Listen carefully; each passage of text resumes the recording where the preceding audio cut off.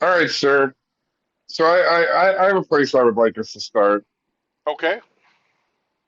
and I don't know if you recently have consumed any content regarding. Let me get their names right. Hold on, I actually opened the web. So on Bill Maher's show, Stephanie Rule, who is an MSNBC um personality, whatever anchor, um, and Brett Stevens, who is a New York Times columnist. We're talking about the relative strengths of the presidential candidates being, former President Trump and Vice President Kamala Harris.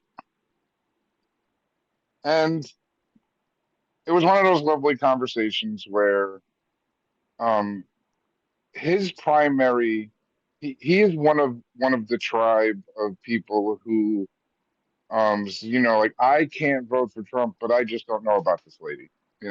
I don't know about her policies. I'm not sure where she stands on things. Maybe she's changed.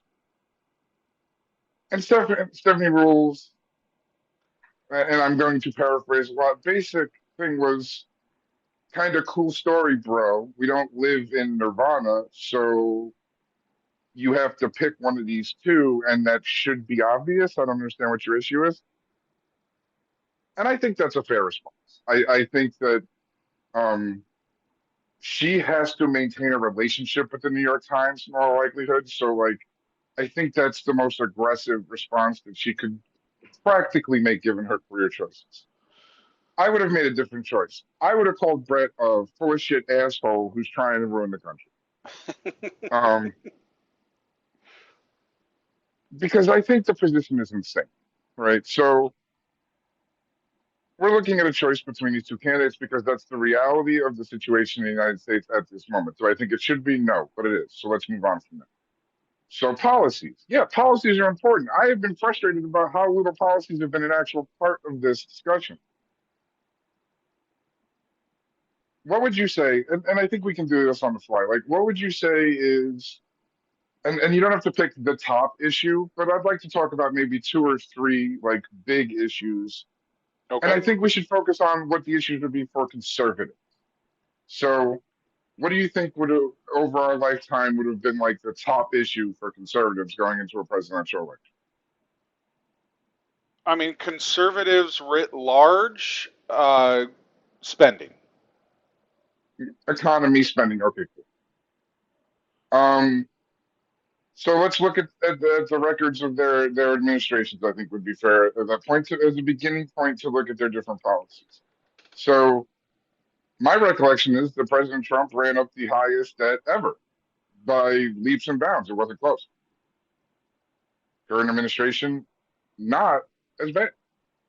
But we don't have to focus on that.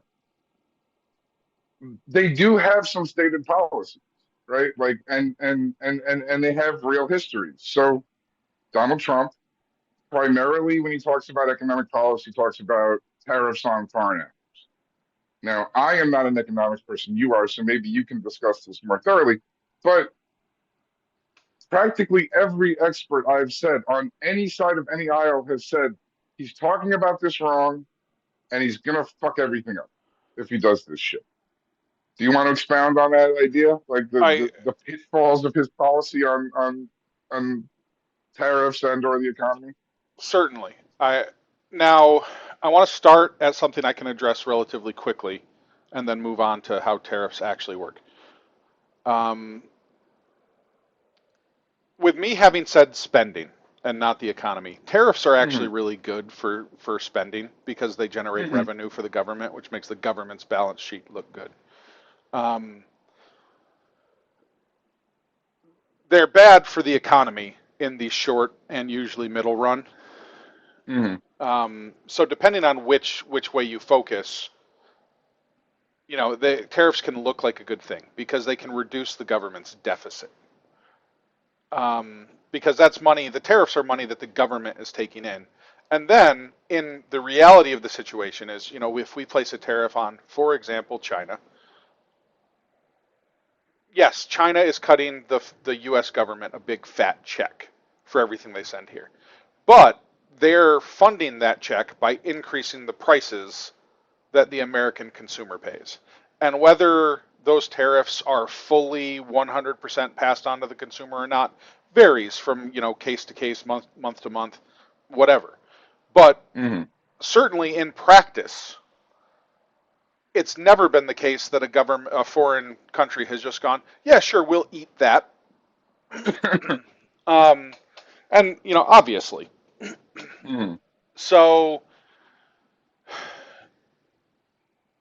generally speaking, tariffs tariffs are only good in very specific situations. Uh, Tariffs on luxury goods, not really a problem. If you want to put tariffs on foreign-made yachts, they don't really Hmm. it doesn't move the economy. Yeah. Like the government gets to take in a little bit of money on every mega yacht that is made in Dubai and sold to an American. Um, but the economy just doesn't notice because it's not, whether it's luxury cars or caviar or things like that, it's not enough. It's not enough for the average person to, they just don't even see it. It doesn't matter. So in that case, tariffs are fine. Uh, in that case, they also mostly only work as a generator of revenue. Like that's all they do is they're a tax. They're kind of a hidden tax on people who buy luxury goods, and I'm Hmm. 100% okay with that. I actually Yeah. the more we could hide their taxes so that they fail to avoid them, the better. Um, the other situation in which tariffs can be a good, and this once again is something that works in the long term, not the short term. So if you have an industry, generally a manufacturing industry, sometimes a raw material industry, but this mostly works for manufacturing, that exists in America or that you want to exist in America. And the reason that it is not prospering or does not exist is because of unhealthy foreign competition. For example, if some country is paying workers 20 cents an hour to make washing machines and dishwashers. Yeah. Sneakers, just to throw out a Yeah, random example that has no place in yeah. reality. um, Now, we can never compete in that sector when it comes to the consumer because, yeah, sure, we can make a sneaker that's just as good or better, but it's going to cost two, three times as much in order to make that company the same profit because, we have labor laws and protections. Um, we don't let children operate industrial machinery, things like that. Um, so what a tariff can do is say, okay, you have this unfair advantage by reason of you being immoral and unethical actors. We're going to balance that out. So just to use random numbers that I'm selecting that are not based in reality at all, other than conceptually. If it costs $2 to make that shoe overseas, and it costs $20 to make that shoe here, we go ahead and put a tariff of $18 on every shoe that country exports to us.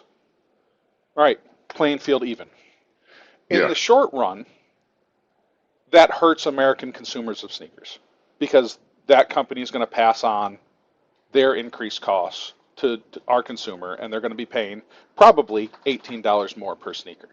Yes. The price is Uh, likely to go up, but they would, as a not as a counter for their benefit, but as a potentially a long-term benefit for them is more manufacturing in the United States, the ability to buy American goods and the yeah, jobs created by said exactly. manufacturing. Yeah, we either save an industry that's going to fold because, like say we are making sneakers here, but our factories are going to shutter. Well, we put in that tariff, and now there's no reason to close our factories because they're exactly as profitable as the other one. Or, in the longer term, hey, someone will decide to open one here because they can make the shoe here. And maybe the tariff we put on isn't $18, the difference in manufacturing. Maybe it's $28. So then the company would actually save money by making it here. They can make the same profit charging $10 less per sneaker and therefore selling more units because as anyone who took intro to economics knows, as the price goes down, demand goes up. Yeah, unless it's old toys on Antiques Roadshow, but that's a separate story. Um, Um, I so that's when it's good. But even when it's good, it hurts the consumer. And for certain things, it doesn't. That there's no long-term benefit. If you're going to put a tariff on everything that China sends here, no one is going to open a factory to make, $3 Amazon tchotchkes.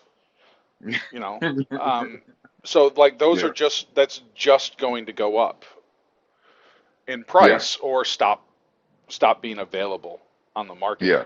Um, Uh, so that's and that's and why economists agree that this is bad. Like it's basically a tax on the consumer class. Like here, just whatever the tariff is, it's just a tax you guys are going to pay, and you're already struggling, so that sucks. and given the products that China produces, that's going to affect the lower middle class, the consumer class. But just to clarify, not going to hurt the rich people as much as it hurts the middle class. And I'm interested, and I'm glad you took us to because I was expecting you to say economy, which I think was why my response was what it was. I'm glad you redirected us, and in a rare move, I'm going to continue on the thing we're talking about. So we're talking about creating revenue. So Trump says we're going to do that through tariffs and drilling. Now, I would like to point out that the Democrats are stupid about it, because they don't want to acknowledge that Biden and the current administration, which involves the vice president, has drilled more than anyone ever, has produced more oil than everyone ever, and has actually done a pretty good job of not just creating revenue from that, but manipulating the market to like maximize revenue from that. So like and control and not necessarily maximize things, but control things like the price of gasoline and just oil generally They did as much as exactly. they could. I mean, they did exactly what Republicans are always, and in particular Donald Trump, are always bragging about. They really kind of manipulated the market for oil. They sold high, then they repurchased low. They kept gas prices from going up during the summer driving months. Like they did a really good job. I think part Yeah, of what it ties into is like people don't look at people don't look at our economic well-being the right way. They look at it and they go, well, I remember when this cost less. Yeah, of course you yeah, do, because that's the direction prices go.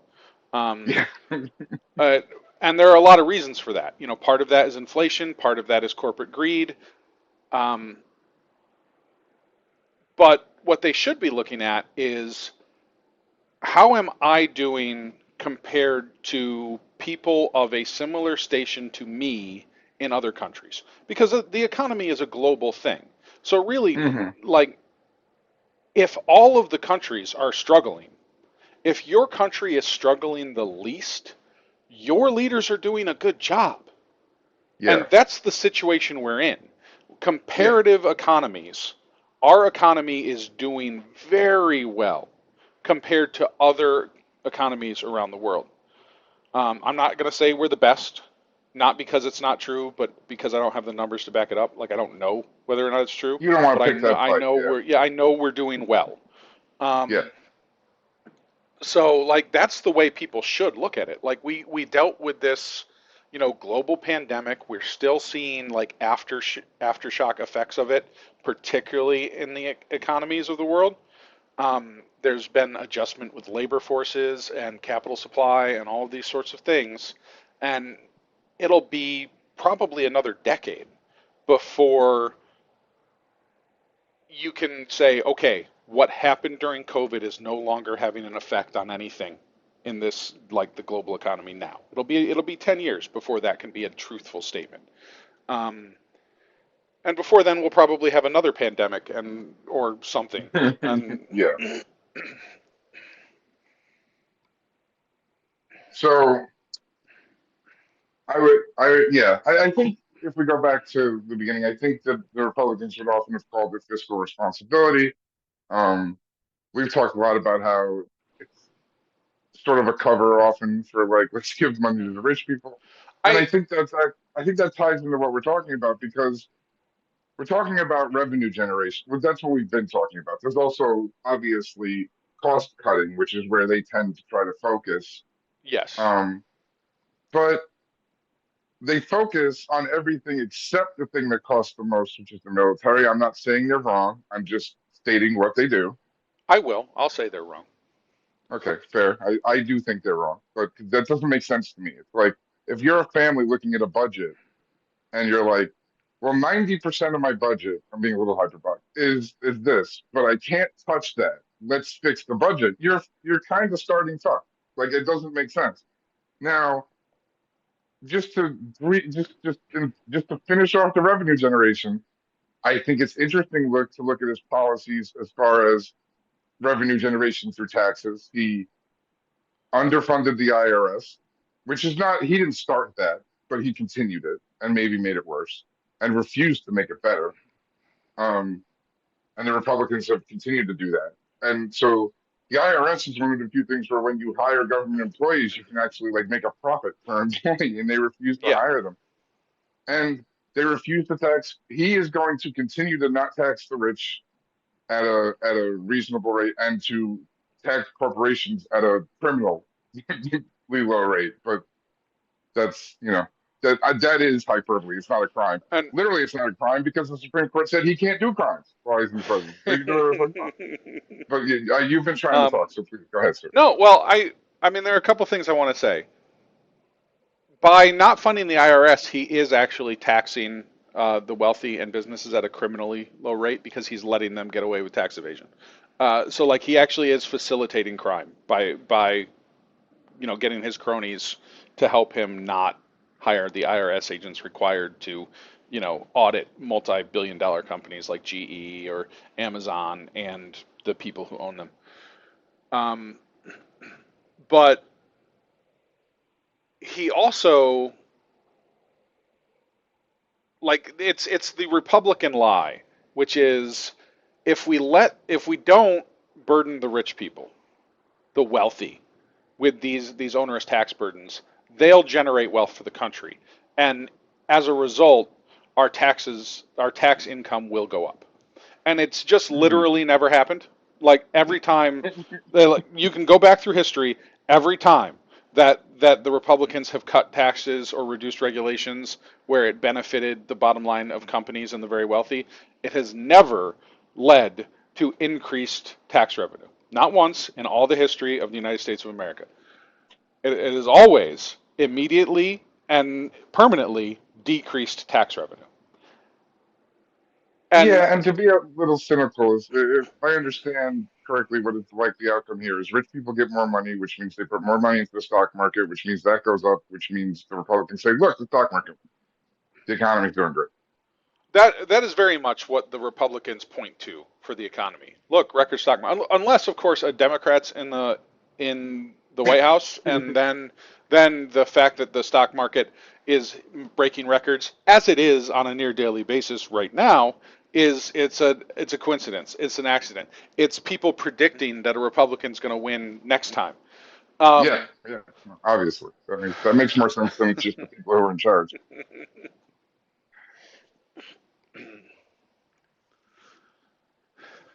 So I think to a large extent we've covered the fiscal responsibility. Do you have a number oh no. two? Here's the other Oh, thing I wanted to say about. I think okay. what fiscal responsibility is actually a code word for. Like fiscal responsibility is the government only spends money on the things I like. That's what Yeah. they mean when they say fiscal Yeah. responsibility. Um, and it's one of the reasons I didn't want to say it's one of the reasons I said spending instead of that because I think there are conservatives. I'm not going to say Republicans because that's the party of Trump, and I don't think any of those people are genuine anymore. Or if Hmm. they are genuine, they are evil. Like Yeah. because that's what like you're either being cynical, just trying to Cynical stay or in evil. power, or you Yeah. actually are like a bigot, misogynist. Like you're just a horrible person if you're genuine and part of the Trump Republicans. But I think there are conservatives out there who are like, no, really, like we need to rein in government spending. And there are a lot of places we can do that. And hey, like military, like I've never seen a popular national stage conservative say this, but there are conservatives out there who are like, hey, we shouldn't be paying companies to not deliver on hardware that they've promised they could make. Yeah. As one example for how to rein in some of the military spending. Like, we sign like multi-billion dollar, trillion-dollar contracts with someone to make a jet, and they never get it off the ground, and they just get to keep that money. And like that should no one would run a business that way. Why is the government running their contracts that way? Like this is not meant to be a safety net program. Like it's not Yeah. us giving money to Lockheed Martin so that they don't fold. I didn't love like the bailout of the auto industry. Hated the bailout of the big banks, but like at least well, hey, we're just giving these people money to save them. Okay, you were Yeah. honest about it. Whether or not I agreed with you, at least you said the thing you were actually doing. Like, Hmm. why are we giving people these bloated contracts to not deliver or to underdeliver, or, you know, what's the stereotypical, $400 for a hammer? Yeah, I'm going to make a connection here, and I'm going to warn some people in advance that if you are someone who generally disagrees with us and has been listening, thank you. But this is going to hurt you. It is conspicuous that the Elon Musks of the world, and him in particular, who often talk about how he's going to, if Trump wins, he's going to come into the government, he's going to strip out all those service people who aren't doing nothing. He's going to make the government more efficient. He's going to save money. They never talk about what you're talking about. They never bring it up. It is probably the biggest inefficiency in our government spending, and they just pretend it's not there. And there's a reason. Okay. I'm not going to, I don't think I need to spell out what the reason is, but if you're listening to this and you're on the fence, think about that. Okay. It's, it's not righteous what they're doing. They don't believe that funneling the money to the wealthy is good for the country. They think it's good for the wealthy, and that's why they do. Um, And they now know, this and was I don't even, they know it. Like, unlike some people who genuinely believe in trickle down economics, they don't even call it that anymore because it's, got such a black eye in the past. But that's still what they're pitching. yeah, Whenever you try to give revenue to the wealthy, whether it's individuals or corporations, and expect it to benefit the economy, that's trickle down economics. That's what it is. mhm, yeah, Um, it's only appealing in that it's easy. It's easy to let those people keep their money rather than to administrate like a real social safety net, like Medicaid and WIC, which is provides food to women and children. Um, it like those are hard. You have to hire people to do it, and if you fuck up, that's on you, and people see that. Whereas if you just let the wealthy keep their money, and you go, that's supposed to work. Now, but if it doesn't, blame them, not us. yeah. Like And that's the importantly, only actual appeal of it is that it's easy. they really like the story of, and that could be you one day, and wouldn't you rather it be that way when you got Hmm. there? Which is Um, just so almost gaslighting at this point. a lot of people who are Republican voters believe that story. The people who are actually benefiting from those policies do not believe that story. They know better because they are the ones who get that money and don't let it trickle down. They're not trying to give you those opportunities. They're trying to make sure that most of us don't get. But this was supposed to be a policy conversation. I think we can kind of button it up that way.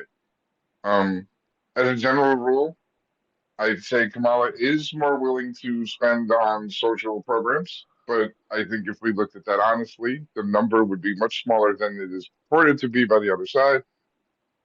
And she has said she wants to do, I think, things that most people agree with at this point, which is give tax benefits to small businesses and first-time home buyers.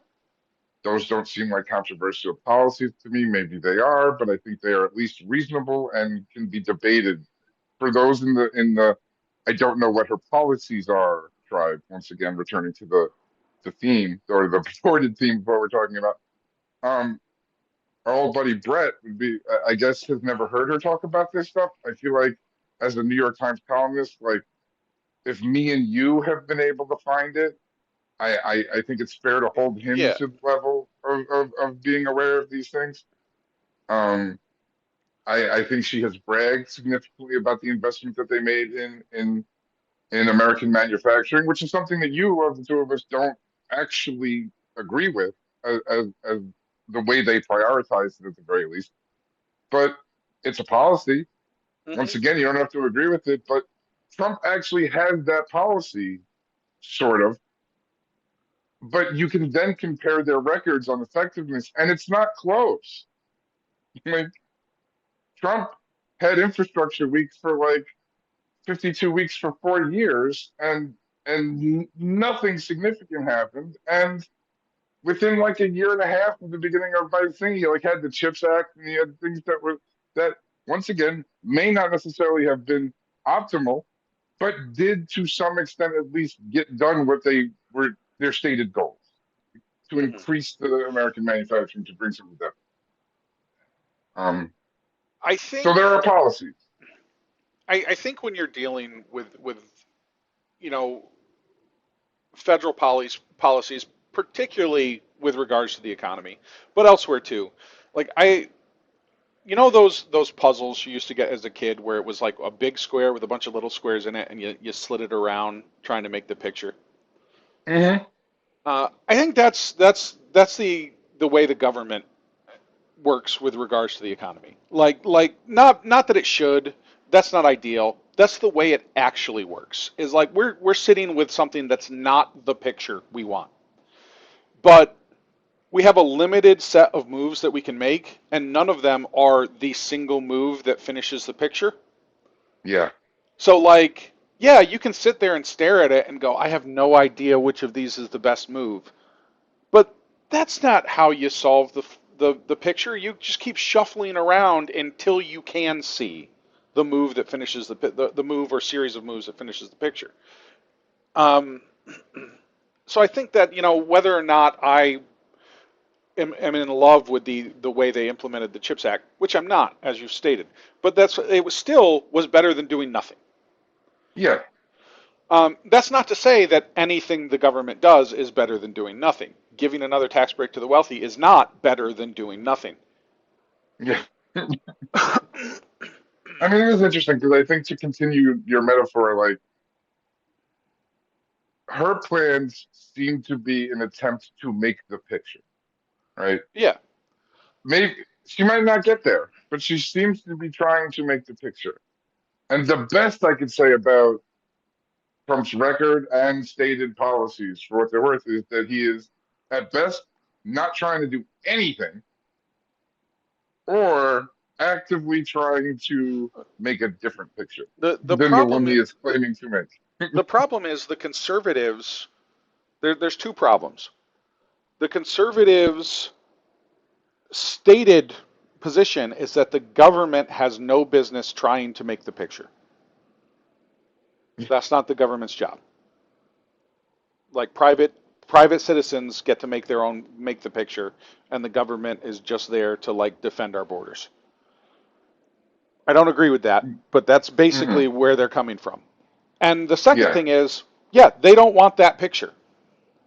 Like the American tale of like, equal opportunity for everyone, and if you work hard and have, a little bit of talent, a little bit of luck, either or, maybe both, you'll be successful. yeah, And even if you don't, if you just work hard, you'll be able to, maintain a life for your family.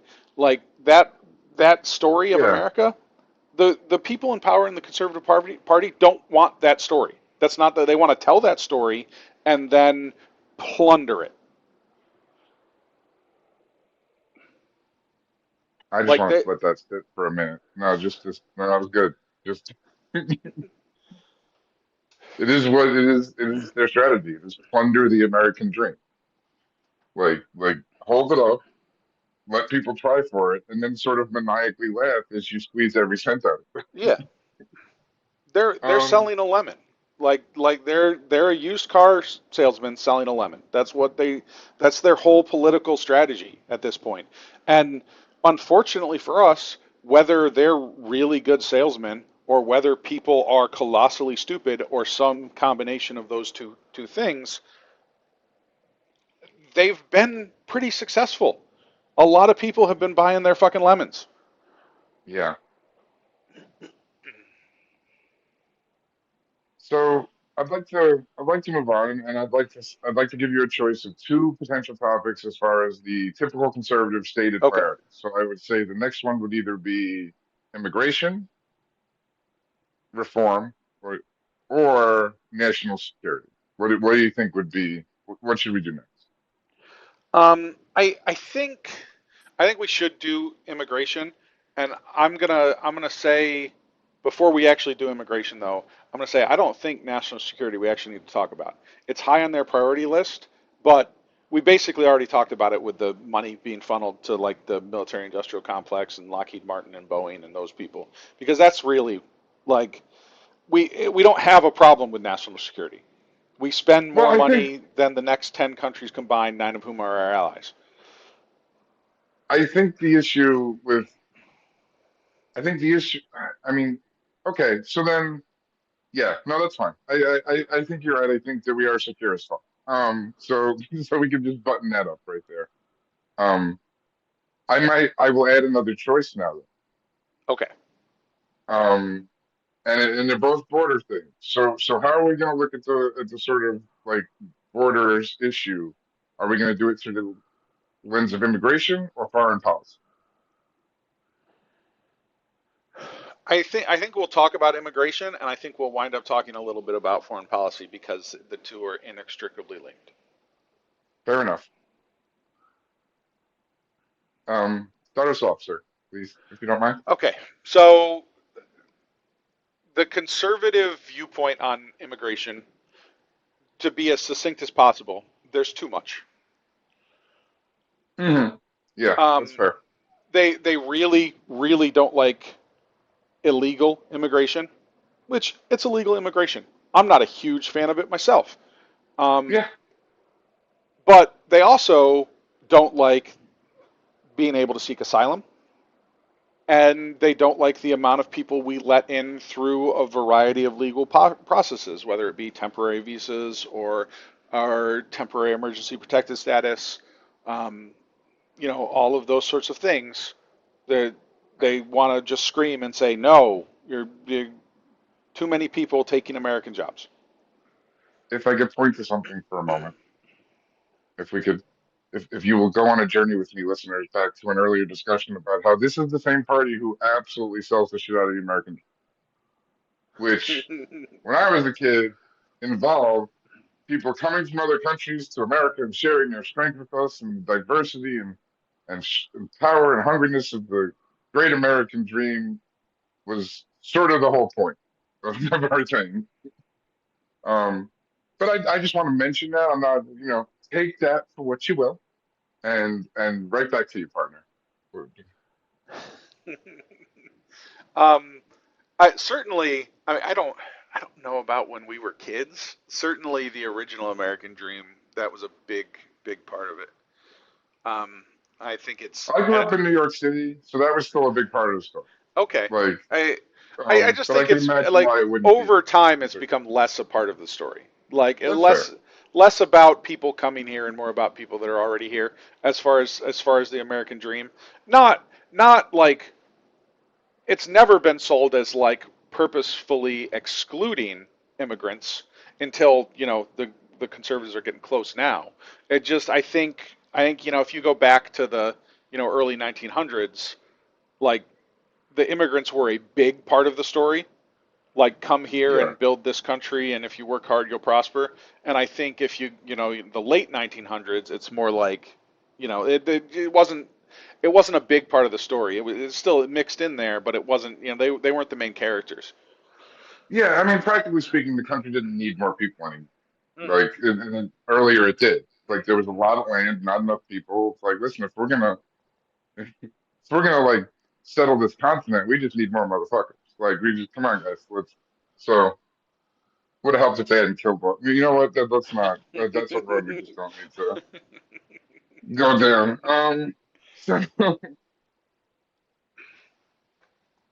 now, so I agree, and so certainly it does come down to a matter of degrees. I don't think a conservative that matters in this conversation right now is like we need to go isolationist to not let anyone into the country. Um, and while there are liberals that would argue for just let's open the borders and get kooky with it, that's certainly not the position of Harris or any of them like in power leadership of the Democratic Party. So it really kind of, there's a spectrum, and it's made into. You may be listening to me going like, "That's not what how they talk about it." Yeah, no, I know, but it really is just like, who are we going to let in? Who are we now? Who are we going to let in? What are the rules? How do we control and deal with illegal immigration? Because the answer, I think the Democrats would agree, the Democrats and the Republicans, good actors would agree, like the answer isn't let everyone stay, and the answer shouldn't be let no one stay. Now, policy wise, Because Trump, that's what we're supposed to be talking about. Trump's policies, and please correct me if you feel like I'm being like unfair about this, is basically other than a limited selected group of countries, like no one should be allowed in. Well, his as far if we're going to look at what Trump has himself said, Yes. it boils down to we should let less people in from poor countries and more people in from affluent countries like Sweden and Norway and the United Kingdom. Like those are he gave examples. I don't know that I gave the exact same examples, but he gave a list of a number of primarily white countries as his examples of the affluent countries we should be letting immigrants in from. And I think we have to point to the recent and openly acknowledged story where President Biden, however much credit you want to give Kamala Harris, she has supported the initiative. Um, and the largely Republican parts of Congress developed a comprehensive immigration bill, and by all reports, it was going to pass. It was gonna give the administration tangible power to affect the flow of illegal immigration into the country. Whether or not they would have used it, that's I would understand someone that has their doubts. I don't agree. I don't think they would have gone through all that trouble if they were just like, well, fuck it, because then they would have been basically giving power to the next guy that they probably don't trust. Mm. But um, by all reports, Trump called up the people in Congress and said, kill it because I want it as an issue. And I think that's morally bereft. I understand someone who is going to try to make the argument that it is so important for him to win the election that temporary loss of an ability or power to solve the very problem he often claims is the biggest issue for the country. You're doing a little bit of pretzeling to make this argument, in my opinion. Like No, you're lying.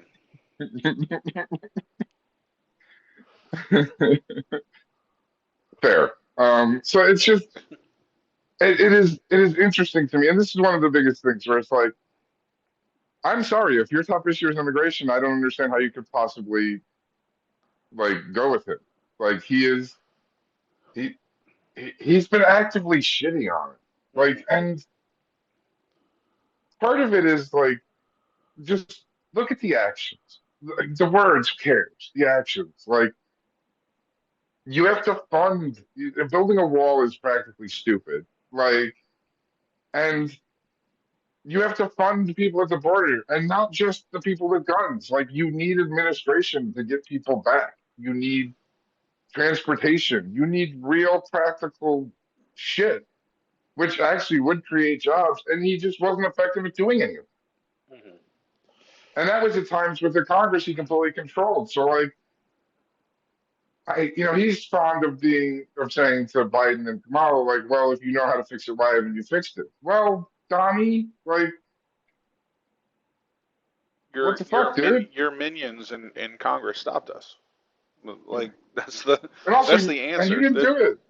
Like, yeah.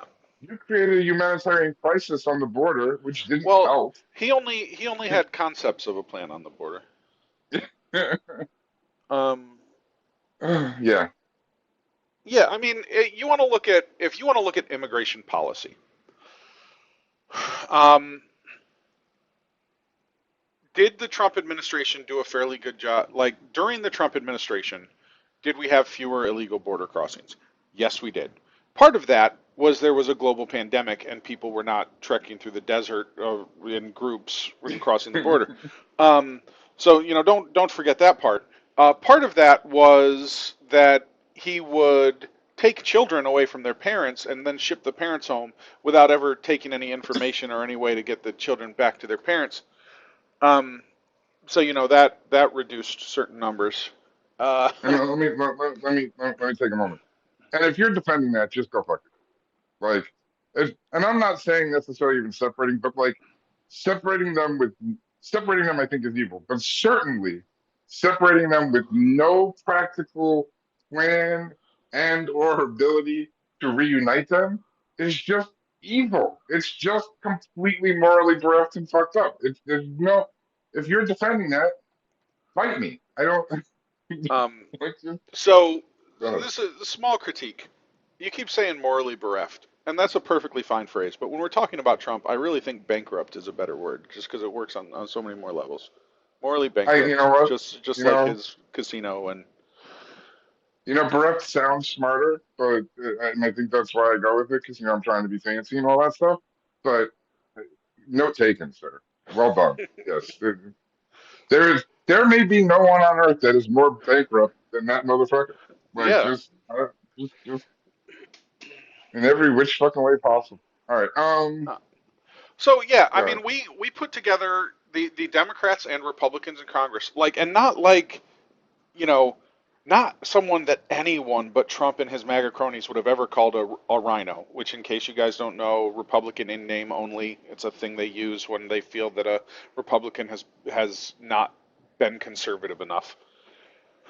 Um, which is a like, misnomer. This is not conservatism, but that's yeah, yeah, no, but this is some of the they worst haven't sort been of MAGA like enough. Yeah, authoritarianism, like white yeah. nationalism. Like, there's some horrible shit going on here that is not actually conservative. Um, but they got together with a real conservative member of Congress as one of the lead authors on the border bill, and they got enough support to put it through. It was going to pay for more border agents, help harden the border, which is how you stop illegal crossings. It was going to pay for more administrative judges to process the asylum claims faster Hmm. because by law, we have to let in asylum seekers. That's a law that we have made ourselves and Yeah. has not been repealed. It has not been overwritten. It has not been overturned by the ridiculously partisan Supreme Court. Like, by law, if someone shows up seeking asylum, there is a process we have to go through. Now, currently, that process, because of the backlog, takes a number of years. Legally, we are not allowed to send them back until they have gone through this process. And whose Practically, laws again? Whose laws again? Legally? our laws. The, yeah. Okay. Cool. Just making sure. Yep. Yes, yes, American laws passed by an American Congress and still active on the books.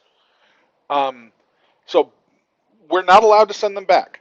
Practically, we don't have enough facilities to hold them for the multiple years the process takes. So we issue them with identity paperwork, not a social security card, not a voter registration card, just identification papers, and we let them free with a return and report date Hmm. for when their case is going to be up. Because when you add the legal and the practical, we don't have another choice as it Yeah, and stands now. also like, and if you're sitting there going, so what we need to do is build more facilities.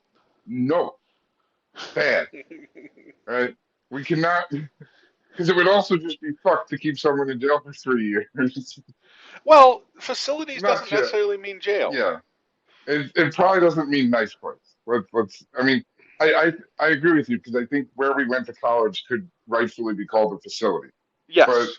you know, but I would not want to. Thank God we transferred because living there 3 years might have broken me. So like, let's just. Hi, SUNY Albany. How you doing? Um. So okay. So let's transition. I think I think if you don't, if you're gonna, if anyone actually looking at this from a policy perspective and checking the column for Trump, I, I just think you're trying not to know things. Um. And I'm not interested in you at that point. I think you're being intellectually dishonest. Now, foreign policy, do we have to do this? Okay. No, so I think that's important when we talk about immigration is to talk about foreign policy, and whether or not we transition and expand out to foreign policy that doesn't affect attempted immigration. That we could decide that at the time. But there are two ways to look at the people trying to cross into America, or two ways to look at dealing with those people. We can make it harder for them to cross into America. Okay, I'm not saying we shouldn't do that. Absolutely, we should make it difficult to illegally cross into our country. If I were going to illegally cross into our country, I wouldn't go through Mexico. I'd go through Canada and then just walk through the woods and no one would ever notice. But that's me. Um, so like the thing where they're like terrorists are coming in with these migrants. No, they're not. Terrorists are going to Canada and just walking through the woods into Minnesota. Like it's not even a thing. They don't have to hide amongst or they can just take a boat and you can land anywhere. You can take a boat up the Mississippi and land, in some place that there are no border patrols. Uh, um, Okay, but what you're not considering is the magical power of the land of Canada, where once you step on the land of Canada, you become part Canadian and therefore too nice to be a See, terrorist. no, I actually just learned from Justin Trudeau on the Late Show with Stephen Colbert 2 nights ago that Canada has real problems and is not a land of rainbows and unicorns, even though they have more than their fair share. Okay, I stand defeated. Fair enough. Go ahead, sir. Um, so so yes, making it harder for illegal immigrants to actually get into America, something yes, fine, we can do that. The other thing to consider is what if they weren't desperate enough to try and come illegally? Hmm. What if we had a foreign policy that helped their countries, just get them to stay there instead Yeah, of, you know, supporting people who sell us oil, but, oppress their people and allow like gangs and cartels to run rampant and make people, so desperate to leave their country that they'll trek for thousands of miles across 6 other countries just to get to our southern border. Um, yeah. and and when when the MAGA Republicans keep screaming that Kamala is the border czar, blah blah blah blah, when they originally took office, as is typical, the president gives the vice president kind of a remit. This is their thing. Like they're going to champion this cause because it takes a lot of work, and I don't have time to dig that deep into the weeds on this one issue. But this is going to be the vice president's issue, and Yes. immigration was her issue. However, she she didn't super stress about that first thing about making it harder for people to set foot on American soil. She said, there are lots of things doing that already. So I'm going to look at immigration at the root and see how do we get people to stop being so desperate that they feel the need to come here. in Hmm. illegal ways. So, she was given she was given the task of addressing illegal immigration, but not in the way that they want her to have been given the Yeah. task. They want to be able to say the border is her mess. And it's not, because she was looking at root causes. It's like, if you have a disease and your fingers are rotting away, yeah, you can cut the fingers off, but that doesn't cure the disease. It just gets rid of the rotten fingers. And she's like, I want to cure the Yeah. disease. Makes sense to Yeah. me. Not saying it Yeah. would be easy. It's obviously going to take longer than just, putting up floating death traps of razor wire in the Rio Grande. It's not, he's not being, in case you don't follow the news like we do, that wasn't just something he made up because he's brilliantly creative. That's just something that the That's Texas just fuckers something that did. that's something the governor of Texas did. um, oh, and I wish I could just not remember that he did that. It'd be nice to just let things like that slide out of my brain. Um, Hey, at least the courts agreed that that wasn't cool. Like, that's nice. It's one of the yeah, rational decisions that have happened in the yeah, last yes, 4 years, so that's that's true. The cool. courts decided that wasn't cool, and then he decided that he was going to deny federal agents access to the river because they had to cross state land to do it. So he actually had Texas State Police in an armed standoff with federal agents,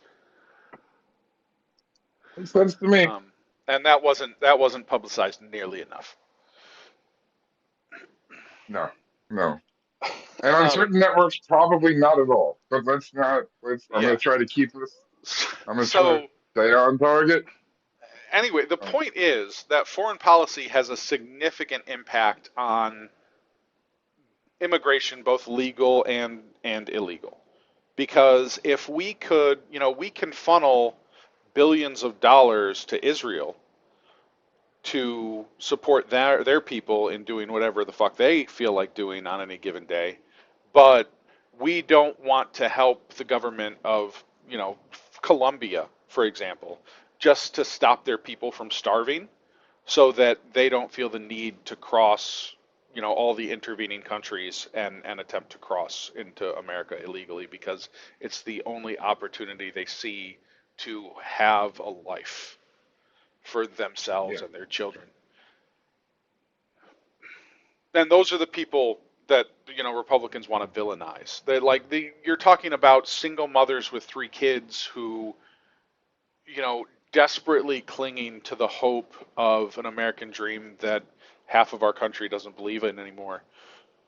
To they're willing to migrate through thousands of miles of desert, of jungle, and then desert in order just for the chance to make a better life for their kids. And Donald Trump and the other maggots are, they want to call them sick and rapists and murderers and say that those are the people coming to our country. And I'm not saying there are none. Obviously, they're in the news. There are illegal immigrants who have done horrible things, but the facts are indisputable. Like immigrants, illegal or otherwise, commit crimes at a lower rate than native-born Americans.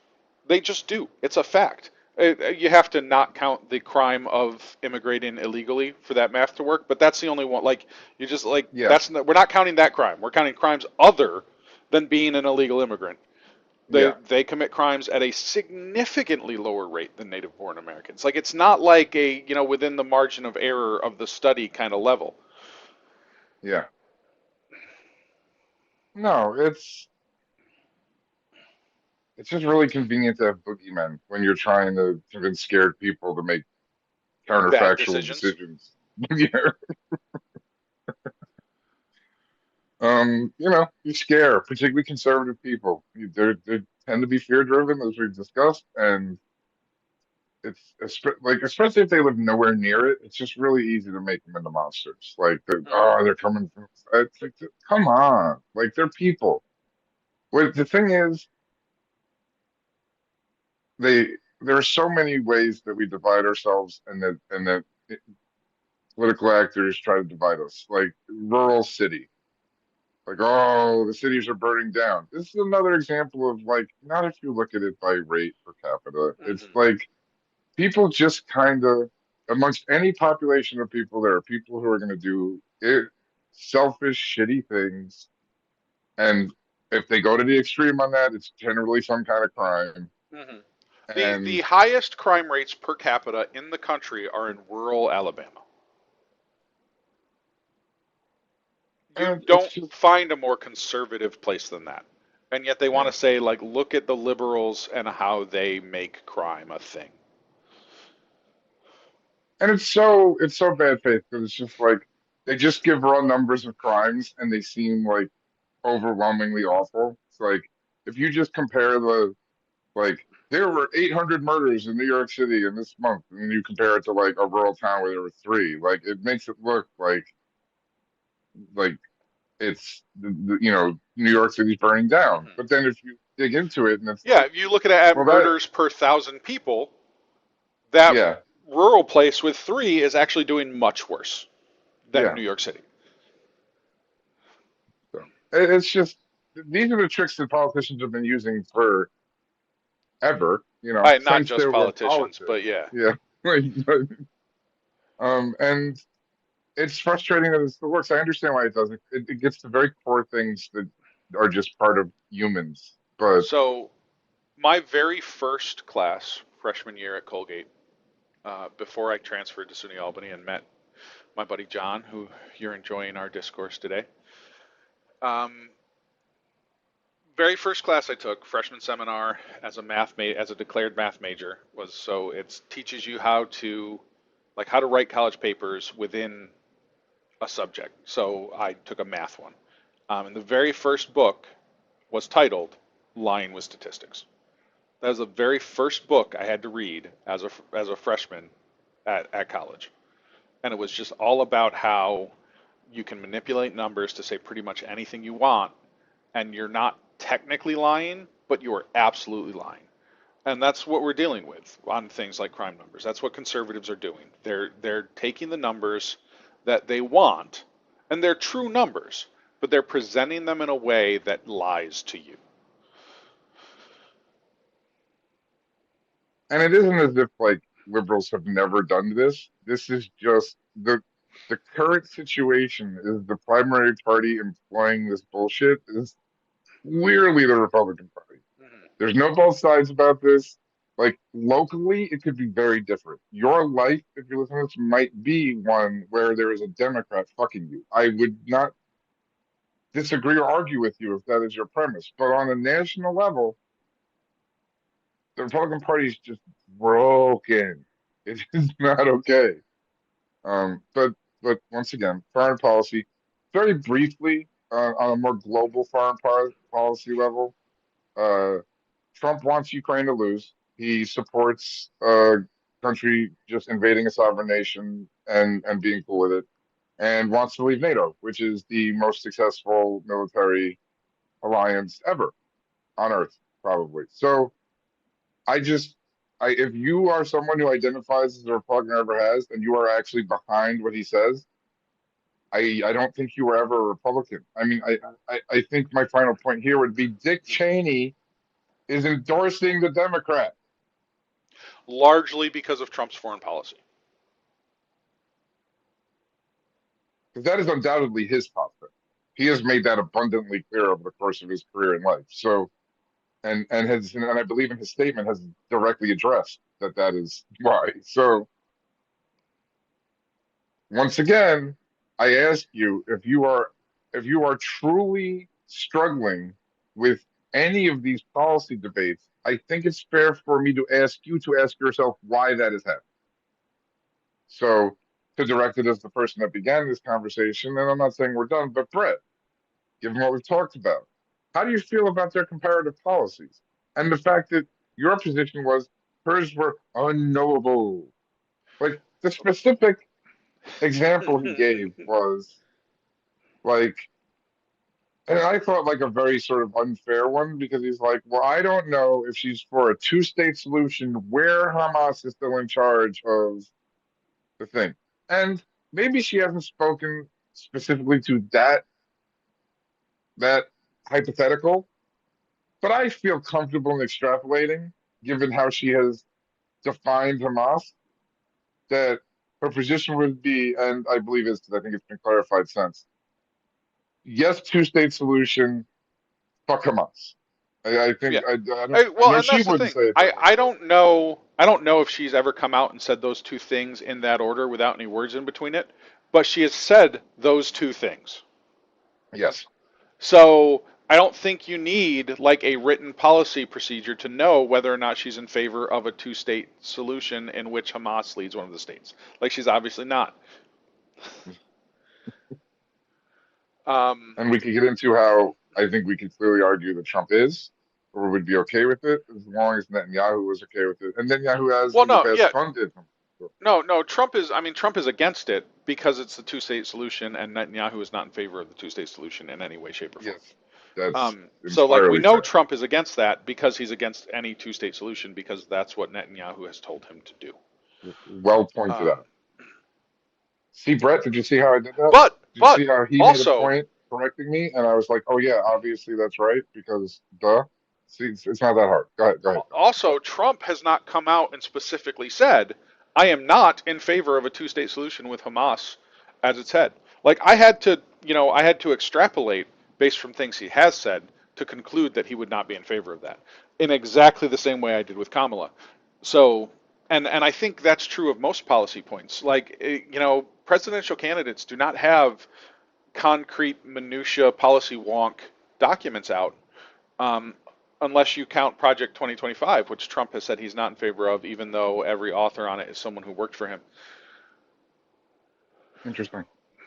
Um, I thought Joe Scarborough, Morning Joe, like did this work because he's a former Republican congressman, and Kamala is repeatedly being criticized, and I think Brett spoke to this to some extent, for telling her personal story and then transitioning into a relatively vague policy thing. And Joe was like, "You mean acting like a politician and every other person that's campaigned ever? What the fuck is wrong with you people?" Once again, paraphrasing. Um, Although it'd and be really refreshing if you weren't. it was closer than you probably think.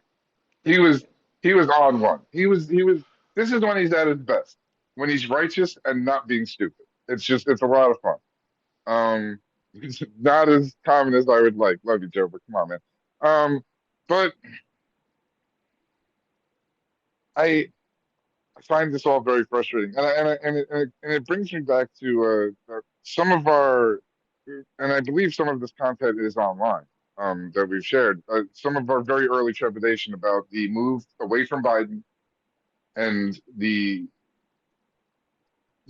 fact that Kamala Harris was going to have to be the person, was going to have to be, realistically speaking, if it wasn't going to be Biden, Yeah, it was the she only had to be the she was the candidate. only realistic replacement for Biden.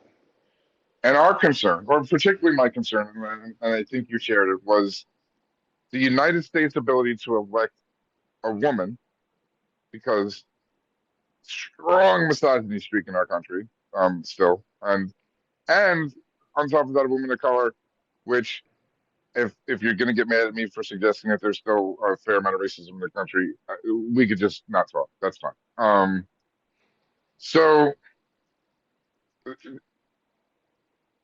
that concern is getting, and I am not accusing anyone of this, but that is getting triggered for me by this policy conversation because it really doesn't hold up to scrutiny.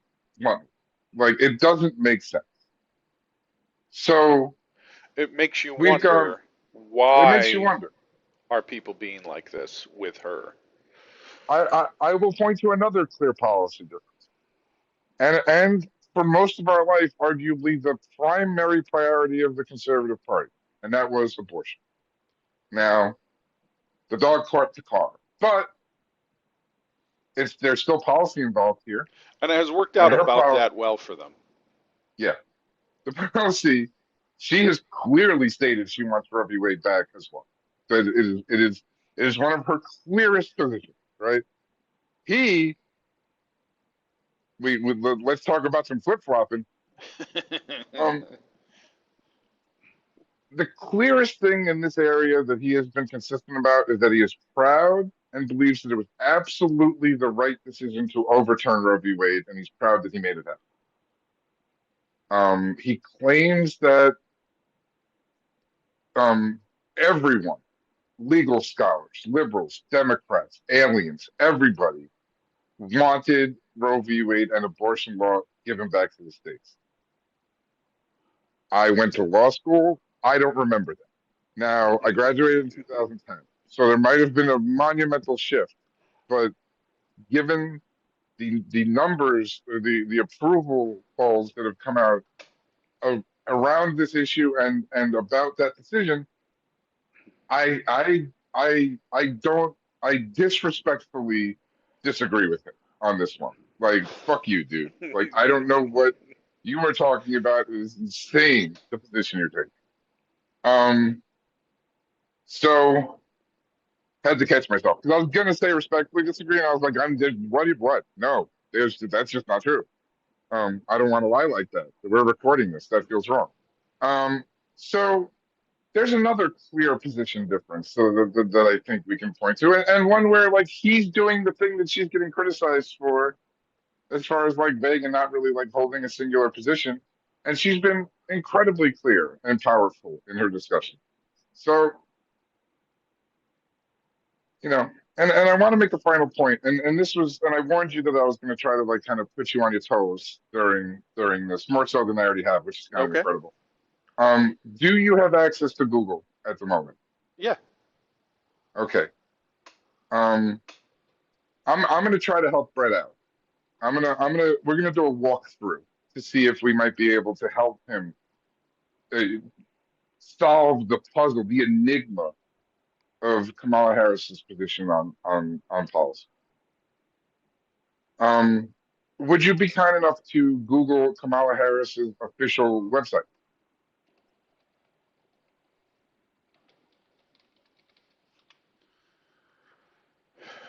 Okay. KamalaHarris.com, official campaign website. First, they'd like me to donate. I'm going to go ahead and click X on that. Yeah, that's fair. Um, Not because I don't support her, but because I need $25 more than she does. Yeah, no shit.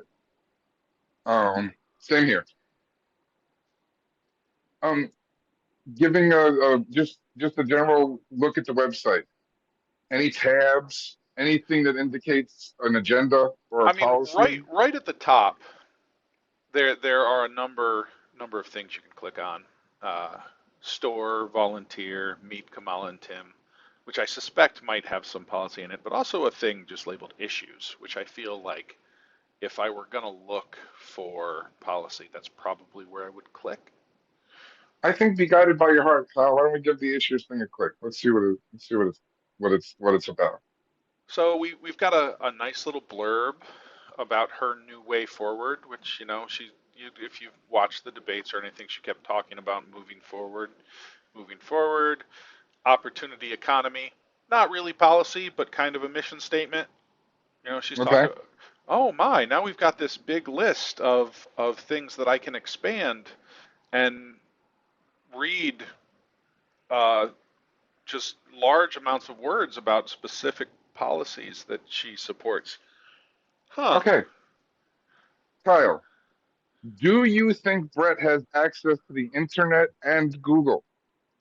I mean, considering that I live in one of the most rural and protected residential areas in the country, and I was able to access that using my internet in about 45 seconds, I think he probably has access to it.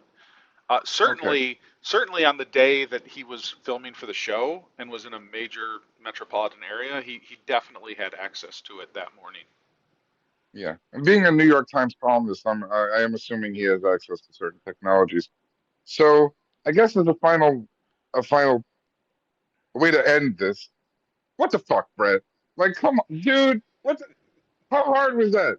It took 30 fucking seconds. What is your Well, problem? it would take a lot longer to read all of this. I mean, she's fully explained her policies on 1, 2, 3, 4, 5, 6, 7, 8, 9, 10, 11, 12, 13, 14, 15, 16, 17, 18, 19. 19 different topics, as well as pointing out the problems with Project 2025. Okay, so maybe he just doesn't have. Maybe it's an ADA thing. You know what I mean? Maybe it was too long. She gave too much policy, and it's just like, well, this is like no policy. You can't communicate to me this way.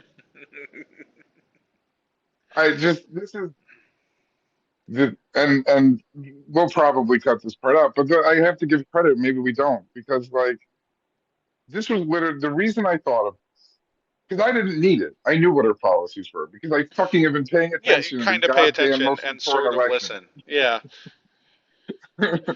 But um, they asked Hillary Clinton if Kamala Harris should respond to this stuff, if she should start giving real like deep in it wonky policy. And Hillary Clinton literally said, "That's what your fucking website's for." She didn't curse, but she's Hmm. like, "That's what the website's for." And I was like, "The website! She must have a Okay. website."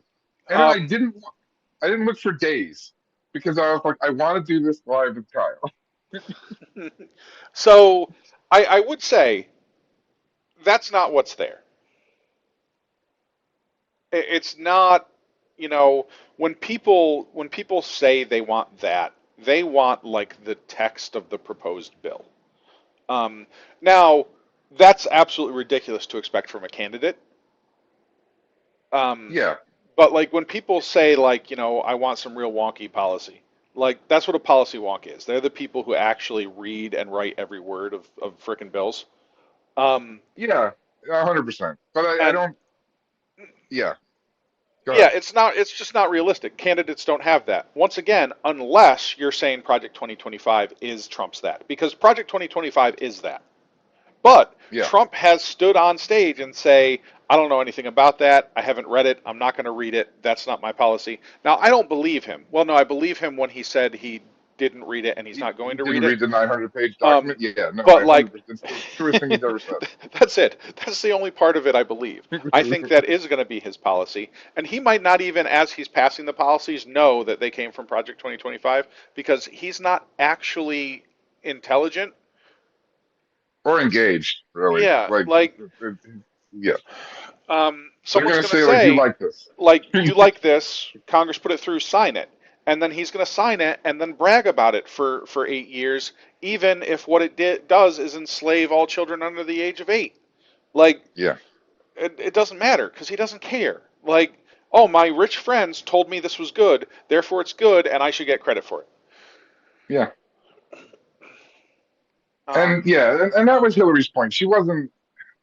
It's all in the context, right? Because we're talking about a presidential, like, we're talking about it in the context of a campaign. So yeah, and there's it's plenty there. relative want.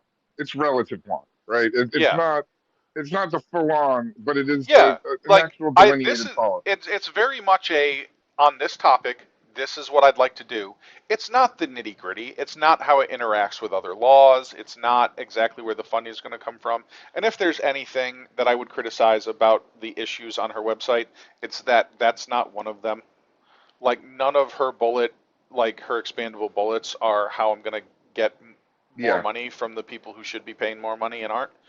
Um, yeah, and I understand why you don't want to put that on there, but it's important. yeah, and But that's the I only think that's a criticism I would general. have. Yeah, and that's just sort of a general criticism of the way I think we do politics, where it's like you guys filter the information and the story so much, not talking about downsides at all, that it becomes just this fantasy, and there's no point to it. Like, and given the choice between two fantasies, I would still choose the one that makes more sense and is a better fantasy. Like, that's still, cool. That's better. Yeah, But it's like, I would like to know the actual practical ways that you fund this stuff. And I'm not, and I think it's far from impossible. I would just like to know what you do, it's like very. how I you're mean, going to do it. fully funding the United States government is not a hard, is not a um, is not an intellectually difficult exercise. It's only a practically difficult exercise. Because if people Mhm. would just get out of the way and we could tax billionaires and their corporations at a reasonable rate, we'd be Yeah. done. Like it's done. We don't even have to cut military spending. We still probably should, but we don't have to. Yeah. We could just fund it all if we. I mean, GE is one of the five wealthiest countries on Earth and pays zero in taxes. Same for Yeah. Amazon. Like it's how how Yeah. It's insane. Like, listen, think about it. You're trying to fund the government. What do you want? 2% of Amazon or 20% of me, the mailman? I can tell you which one's gonna be fucking higher. Like, it's not close. Um, yeah, it is so. If you just want to get infuriated, like look up. There are a billion online. You'll have to figure out which ones are legit or not. But like, you will be able to find these like lists of corporate profit, and then across the aisle will be like tax liability or how much they paid, and some of the numbers will be negative, and it's just and the yeah profits are like in the billions, and it's like yeah. this is Our government broken. cut them a check to make billions of dollars.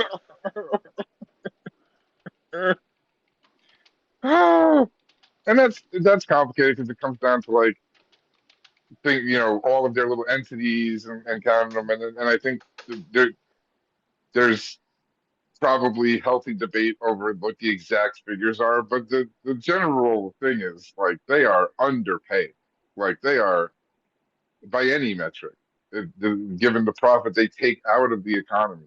Like it is unconscionable how little they put back, they do to fund the state.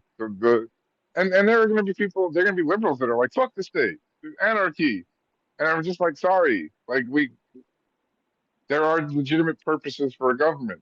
Your argument that governments have been fucking it up for the entirety of humankind does not invalidate my position that they are still necessary. Like we just got to do it better. I get that and there have been times where particularly if you're willing to look at smaller populations, where like they did okay, you know, it was all right. Mhm. There were like renaissances and stuff, and So, yeah, in 2020, because that was the data I was able to find relatively quickly in an easily consumable manner, there were 55 companies that paid zero or less corporate income tax. And this is going to be difficult because I'm not sure I can do this conversion in my head because the numbers are in millions. So for the 55 companies combined, 40,482 in millions. million. Yeah. So that's how many millions? So that's what? That's 40 billion dollars. 40.5 billion dollars they had in income. Their income tax liability total was negative 3.5 billion dollars. Uh, and do you think like the primary source of negative is like welfare to their employees? Like, is that how they're counting it, or No, is no, no. This is literally a check cut from the federal government to them because they got tax credits in that amount for various reasons. Like well, when, like us when we do our income tax, where we get a yeah, refund because we yeah, the paid pork barrel theoretically more than our spending share? and well, not even worse than that because you get a refund, but your total tax liability, you still paid into taxes. Your total number wasn't negative. Yeah, yeah. They've gone so far that the check that they get at the end of the year is bigger than the total amount they paid into the year. Um, so I'm going to sort Yeah, by and with effective entities, tax rate. with en- with entities that big, like they can just sandbag like a company they bought and write it off as a loss Hmm. and just counteract any like from a tax perspective, they get to play so many games Okay, that aren't so real business. Go ahead. so here's our worst offender from a percent standpoint. It's not going to be the worst on a number standpoint because it's a relatively small company that I've never heard of. It's called Treehouse Foods. Okay. So their U.S. pre-tax income was $8 million. That's a pretty small company Yeah. in the scope of things. However, their income tax was negative $96 million for an effective tax rate of negative 1,167%.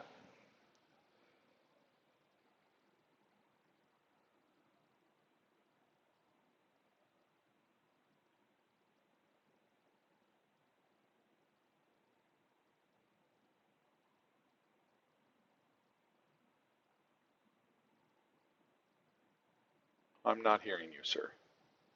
Okay. Are you hearing me now? I am hearing you now. Okay. Sorry. That was me being stupid. Okay. I was closing our apps that were open on my phone because I have like six open, and I just got thumb happy, and then the Zoom Okay. was gone, and I was All like, right. "Fuck!" So Treehouse Foods made $8 million Treehouse Foods. dollars in profit and then was paid $96 million by the federal government.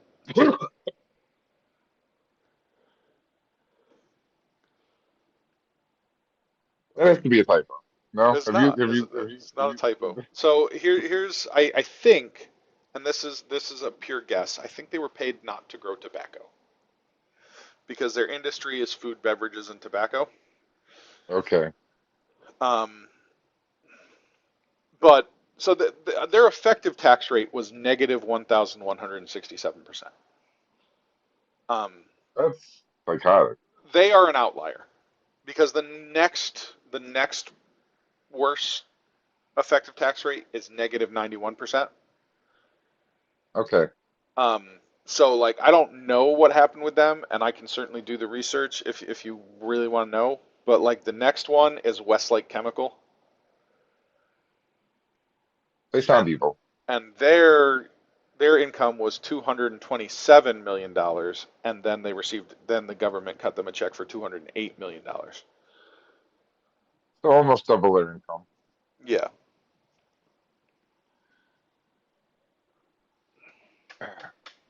I just, I think to be not emotional about this, like, even if you can justify the government utilizing resources in this way, like, effectively, if your hypothesis is correct, and we know that this happens, paying one company not to do something. Hmm. And I don't know, maybe giving the chemical company credits for improvements environmentally. I don't know. It was 2020, so that's not likely. Um, Whatever. I honestly couldn't tell you. Maybe some sort of carbon buy-off. I don't know how they would have pulled that off. But boy, that's it's hard for me to believe that that is the best use of those resources. That money Hmm. could just be spent in like innumerable other ways that would make more American lives better. Like I don't even feel like I'm willing to listen to the other side of the argument on that one. It's like no, I don't see it. Um, and maybe you can tell me an extreme story about how like that chemical plant, like if they closed, an entire small city was gonna die, and since I'm not a like evil capitalist, that might move me to some extent. Now, the fact that evil capitalists would be making the argument to me might hurt my feelings, Hmm. but that's neither here nor there. Yeah, dude, that's pretty horrifying. Like even as someone who has looked at these charts and knew this to some extent, now the the top ones. that was, I don't think I've seen that level. I haven't looked in a while. It was bad before Trump came in, and then I stopped seeking things that made me feel worse during his presidency. Hmm. Um,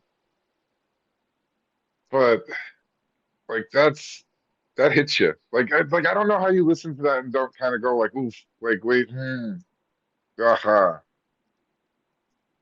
And listen, whatever part Biden owns of that, he owns of it too. I mean, it's right when he took over, but like, I mean, 2020 would be for the taxes, the tax liability that was incurred in Trump's last year, right?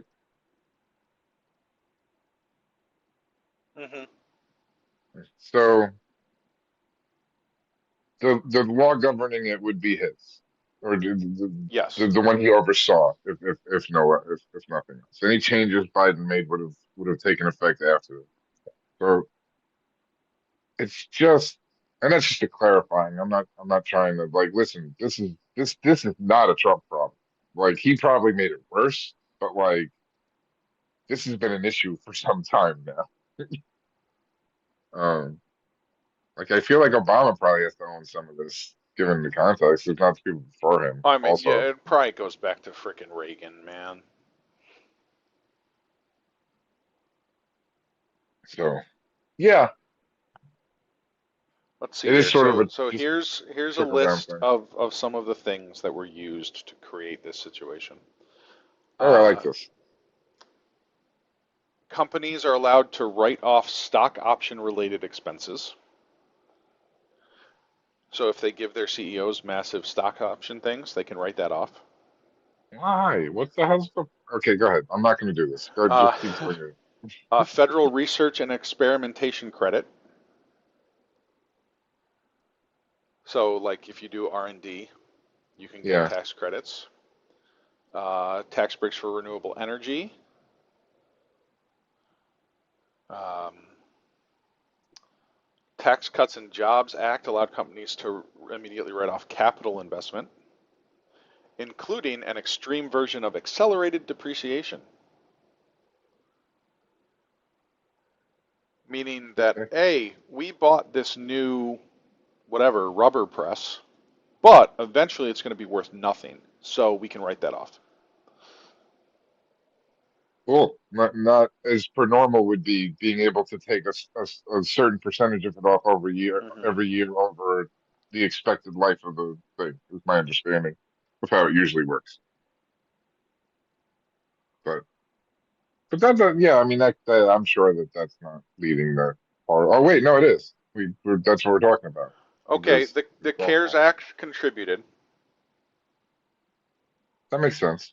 because the companies were allowed to write off employees that they might have otherwise laid off.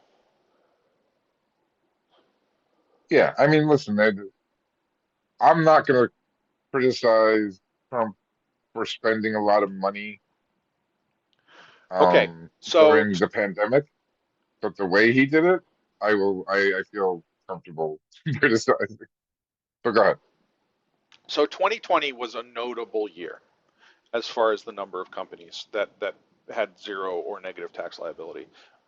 Because for the three previous years under Trump, um, it was 26, Okay, and and that makes sense. we lose our ridiculous outlier of Treehouse by Okay, looking at those that also 26. makes sense. Yeah, the, Um, but we still have Nike, Duke Energy, FedEx. Like these are companies we don't need. Penske Automotive. yeah, Like we don't need to be the taxpayers don't need to be subsidizing these people. yeah. Jesus. Like they all have profits in the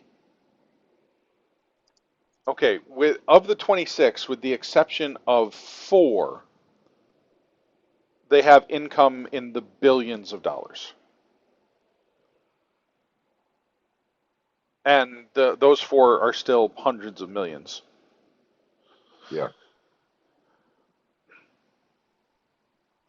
Yeah, it doesn't really seem like we need to be funding them or subsidizing them. It seems like they can just they're okay. Like, and if they squander that, I mean, that's life, baby. Like, I wouldn't tell you. Like, just do better business. That's capitalism. Like, I, it makes no sense. It is when you actually look at how it practically functions, like our tax code and these sort of things, it's indefensible.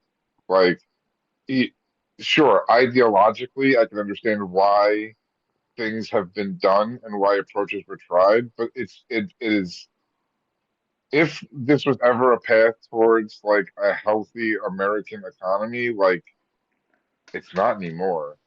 I don't think it ever was. No, it wasn't ever.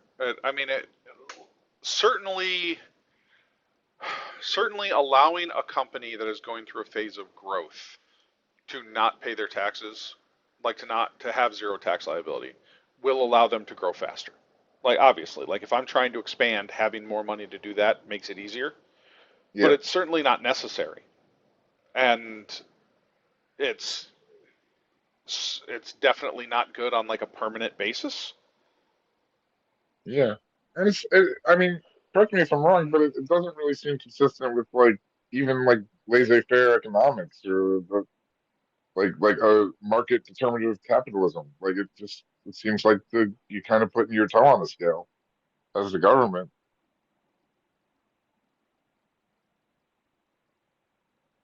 I don't know. I mean, you're not putting your toe on the scale, but you're creating a scale with a a spot for toes. And you're like, hey, Okay. if you can figure out how to use them, go ahead. And that is most likely to benefit the people with the most money because they can afford the lawyers, and also because the United States government doesn't have the wherewithal to audit them. So it works out great for them, basically. Yeah. Yeah, the government is literally some of these companies is just taking them at their word because they are not able to employ someone with the expertise to audit their taxes. Seems fine.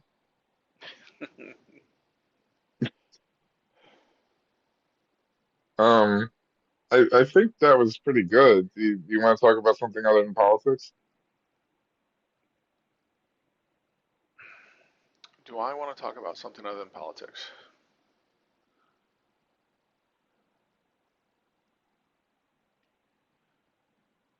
Nothing really occurs to me.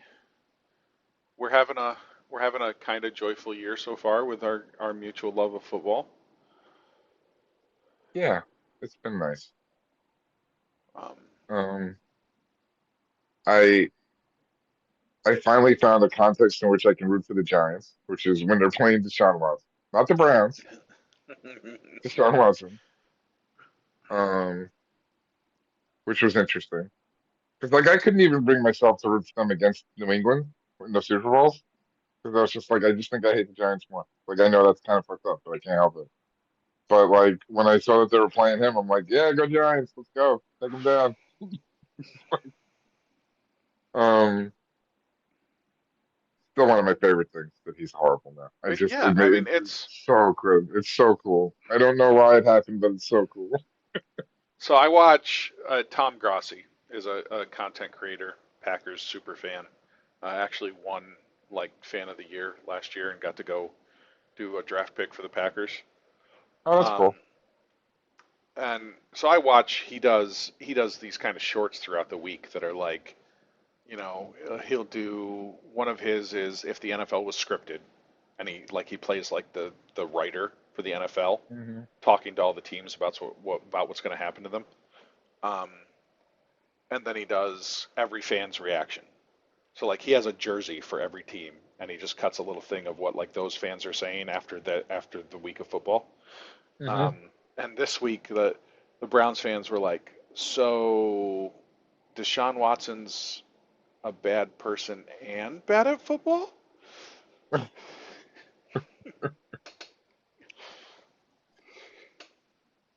Uh, I have sympathy for some of them. Not the ones that were happy they did it. You know, the ones that tried to walk the same line we did when the Jets got Aaron Rodgers. It's like, oh, I mean, listen, not I am not making the comparison. This I'm is not an just to equivalency. clarify, This is a there's comparison, but no not an equivalency, equivalency. no equivalency, zero equivalency. It, Deshaun Watson is a garbage fucking person, and Aaron Rodgers is a little bit of a nutbag conspiracy theorist, but I don't think a particularly harmful So, one. so for context, neither one of us like Aaron Rodgers as a public personality. He That's a fair way to put he it. holds some actually crazy viewpoints, like tinfoil hat crazy level things Yeah, come out of his mouth. So we don't like that. He obviously has been a really good football player at the most important position in all of sports. So yeah, when the Jets traded for him, we were like, "Ooh, I wish. I mean, if there were a different, but okay, hope we're good." yeah. Um, if the Jets had traded for Deshaun Watson, we would not have done that dance. No, we talked about it. Like we were trying to figure out who our new favorite team was going to be. Like that was the extent. That was it. Like and I've been a Jets fan my entire conscious life. Like that no. Like I was. That's an exaggeration. I was kind of 12 before I got into football. It sounded better, but I actually like being honest. Um, yeah, no, I would have been out. I'd have been fucking out. I honestly believe that. I could give a shit less if I care if Mm. you believe me, but I don't care if anyone listening does. But yeah, no, that would have I been I like, and I believe him, can't guys, think of a. and I think me being alongside him might have helped him take that step off, like away from the platform. Like, just no, I don't need to be on this train because I am not Mhm. a lifelong Jets fan. I'm actually a very late Jets fan. Um, My after fault. Sorry. I was, but well, the selection of the Jets is largely John's fault, but the availability of my fandom is the Raiders' fault. One off season, they cut the two greatest wide receivers ever to play football, and then used their first draft pick on Robert Gallery. And then I was like, I don't need to be part of this anymore. That's Jerry Rice and Tim Brown, by the way, and I don't think they're the two greatest in history anymore. I think Tim Brown has been knocked down a couple notches, but at the time, Mhm. they were the two greatest wide receivers to have ever played football. They were number one and two in every important receiving category, and they were both Raiders, and they were both at the end of their career. Um, as evidenced by the fact that no one even picked up Tim Brown, and Jerry Rice had a fairly unsuccessful year with the Seahawks following that. Um, but still, the fact that they just cut them and then spent a questionable pick on a tackle that also didn't work out particularly well, I couldn't take it anymore. Yeah, just didn't. It was irrational. It isn't. It is the combination of factors. It's not Kyle's not being like they would have been great. They were still dangerous weapons. Like they were at the end, and that is what it is. But then you're supposed to address the fact that they were their best receivers. Yeah, Like so, ideally, then you address the fact in some way, shape, or form that has a that you cut your reasonable top two hope of wide receivers. success. Yeah, That you cut your two wide receivers, and I'm sure that as Kyle tells the story, it has been probably truncated slightly but I bet you he did watch the rest of that draft and was like, okay, no, fuck this. Like this is I was you didn't get me back. Like I think the Raiders yeah. probably still had a chance to get him back in in the later rounds of the Yeah, draft, and if then they had spent picks like 2 and 3 on exciting receiver prospects, even if the round 3 was a tight end, like you know yeah. maybe. Although that was in the Al Davis, I'm in love with 40s period of their draft I history, mean where like. that didn't work out, but it was still an exciting pick usually. Like I mean, the problem is speed doesn't always equate to talent at the wide receiver position. I mean, like the Chiefs appears to be working out with Xavier Worthy, but I don't. I think I might be able to be a 1,000-yard wide receiver with Patrick Mahomes. I don't. It just seems like he can throw the ball to anybody. Um, that is hyperbole, very much so. If I were going to play for like if I were going to be on a team with Patrick Mahomes, it would not be catching passes. You know, that's not likely. There was not one of your likely outcomes, even the high end one. Um, I I Mahomes is really good. Sorry, that was distracting. I just thought about how good he is. It's annoying sometimes. He's one of those guys where like I watch and sometimes I genuinely actually start feeling bad for the defenders because I was like, you guys did so good. It didn't matter. You did It's just you did it didn't everything perfectly, and for like five and it, a half seconds. and he was just like, that's okay, I'm gonna rip your heart out. But cool, good effort, guys. And it's just like, and he even like smiles about it, and it's like, like it was actually easier to hate Brady as like a great because he was kind of curmudgeonly on the field, and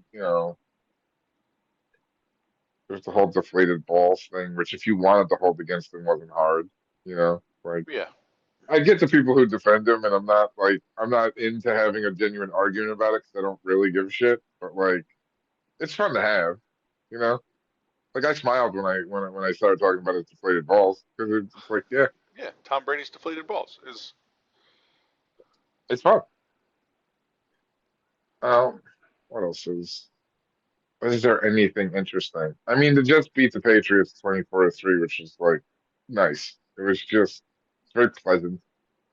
We were playing Dungeons and Dragons while that happened, which was a lot of like good stuff kind of happening at the same time. it was interesting. It was for me. It was particularly interesting considering I run our games. I was trying to DM with like three-quarters of my brain and keep up with the Jets game with a quarter of And my brain. only 10% of his most involved player. Yeah, Because you I know. was 90% on the game. Because I think I like football. I don't know that I like football more than John. I pay more attention to football than John does these days. I mean, listen, football's more available to you, and if that's the availability is the most important ability. So I'm not mad at you. Um,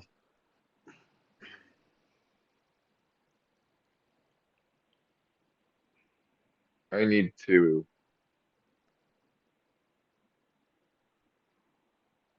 I don't know. I need to sell my stuff. That would help. Link below. If you like the picture, as it is sort of spooky Halloween themed, there are a number of options that I'll be honest with you, most of them lean substantially more into the creepy than sheets.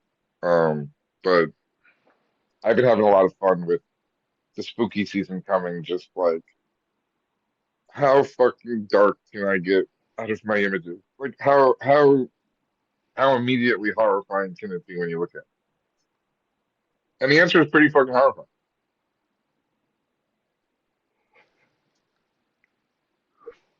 I mean, I think AI art has the potential to really crank that up just because it can come up with some stuff that is you never would have intentionally done. Yeah, I mean it's such an amazing thing to be able to like kind of synthesize all of the images in a like I can't even really describe it. There's a I find it and I don't give a shit if you find me corny or overly poetic, but I find a magic to it. I think there's this amazing collaboration you get to do with like because listen, you can do the thing where you just tell it what to make, right? And that's fun and that's cool, and there are places for that, and it's the picture that you chose for this session is very much one of those. I told it to make a picture of a smooth, stylish female demon. I gave it other descriptors. I explained the color scheme I wanted. It was intentional. I didn't know exactly what I was going to get, but I knew a range of outcomes, and this fell squarely within them. I have a lot more fun and think it's a lot more interesting when I give it a prompt that sort of evokes an emotion. Like I like, cornered and afraid, filled with dread, panic stricken. Just like throw all these sort of try to sort of just like convey just like being horrified. or happy or in love or confused or whatever you're trying to do. And then having several different models like make a run at that. Like I just find that I get to these outcomes that are just like I I have trouble talking about my stuff like this, but like that are just actually breathtaking. Like it's just like, whoa, that's yes. That is that is maybe not what I expected visually, but it is saying exactly what I wanted it to say. It's It is I telling my story. I think for the artist in this AI situation that we're talking about, and I mean I've spent some time dabbling with it. I haven't put in nearly the number of iterations that John has. There's something about your words coming to life, but you not being involved in the interim steps. Like I wrote this thing. I wrote this passage or this description or whatever sort of content I wrote, and I put it into a black box. And out of the black box came an image. And sometimes it's deflating. Like Yeah. sometimes you get the image and you're like, I don't even what. Yeah. But then on the opposite end of the spectrum, something comes out and it's like you get it kind of catches in your throat a little bit because it's so unexpectedly perfect. Yeah. And it's just you get to see your creativity have been brought to life, and it's not like you were involved. Clearly, it all originates from your seed phrase, so to speak. But Yeah. not like it's different than sitting down at a piece of paper with a pen or charcoal or sitting down at a graphics program and doing every step yourself. Like that is certainly a rewarding process, and I have all the respect in the world for people who have that ability, which I do not. um, but it's not like seeing that completed image that you labored over every bit of is not the same feeling as seeing the completed image, like going from word to image without seeing any of the intervening steps. Yeah. And I think it's important to like if I were you, I want to clarify. It's not a value judgment. It's not like it's better. Like you're not saying like this is amazing. I mean, for me, it's very much attached to what you said, which is like, and I hate when people ignore this. Like, not everyone can do the traditional thing, right? Not everyone can paint or draw or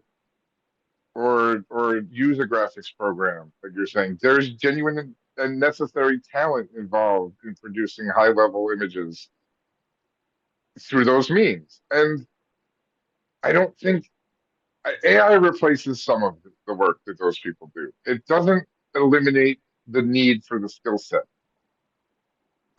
And it's just because I can do like I have a friend and I love him to death. Jay Stansfield. He does like the kids brand and NFTs and other content. And every time we talk about it, like what he wants to happen, the path that he wants to see AI take is that what it does is it drives people towards more interest in the traditional means. So what he wants for me is that I learn how to paint or digitally draw or whatever the case may be. And I I it's Just no. yeah, like I can't. It's not for lack of trying. You know what I mean? But like I mean we all remember being kids, right? Hmm. Like and you sit down in art class and this goes for like athletics to some extent and like and art and like other forms of art like music playing and stuff. And the people who are genuinely talented are just immediately obvious. And I'm not saying that means like I didn't stop trying. I've gotten better. There are things I can create that I think are physically appealing with my hands, but I can't make what I can make with AI with my hands. There's just it's not within the realm of I possible mean, outcomes. even if you look at artistic people, you have people who are amazing sculptors who can't paint a fruit bowl. You Yeah, have spectacular painters who, can't make a clay pot that doesn't fall over. Like, this is just another one of those things. You're painting with words. Like, it's a medium. It's not, that's all it is. It's a different medium. It's not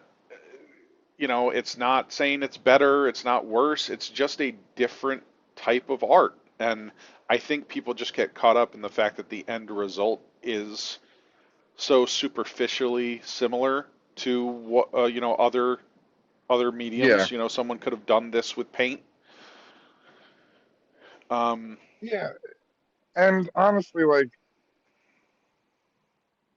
not everyone who makes AI images, I think, would obviously defining someone as an artist or not, I think can be very complicated, right? But like, I don't think everyone who uses AI to make images is going to even try to make a claim that what they're doing is no. artistry. They're just mechanically trying to create images they need for content for whatever reason.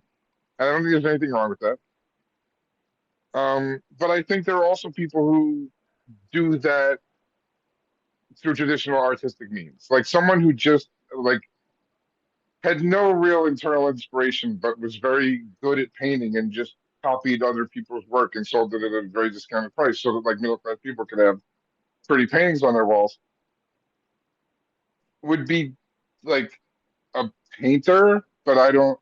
That doesn't sound like an artist to me. You know what I mean? So it's Hmm. like Yeah. there are there are similar things if you're willing to think about it. It's very easy, and honestly it's very intimidating, and that's largely just because of how fast AI works. Like I can create an objectively similar, like quote unquote, quality digital image to a, a a traditional artist in a fraction of the time. Um, but there are going to be situations where that's not true because the desire of the client is so specific that in effect my time frame is forever because Yeah. I will never be able to give them what they want, and traditional artists will, and that should, to my mind, be the work that is the most quote unquote valuable and therefore compensated. Does that make sense to me? Labor, like I know I'm arguing against sort of my own interest, but like labor should matter, to some extent, I think. But even within art, that's not always true. Like we talk about this stuff all the time, but like there are modern art pieces that took no effort. Like Yeah. I, I, I actually did security for this Sotheby's modern art auction, and I don't remember what year it was, but like there was a piece on the wall, like there was the auction estimate of hundreds of thousands of dollars. There was three pieces of yarn that were different colors in the shape of a Z pinned up on the wall. It's the whole piece. That, you gonna tell me that took a fucking long time to figure out? Like, I mean, it's art's weird, like, and it's changing, and to my mind, and this might sound cynical, like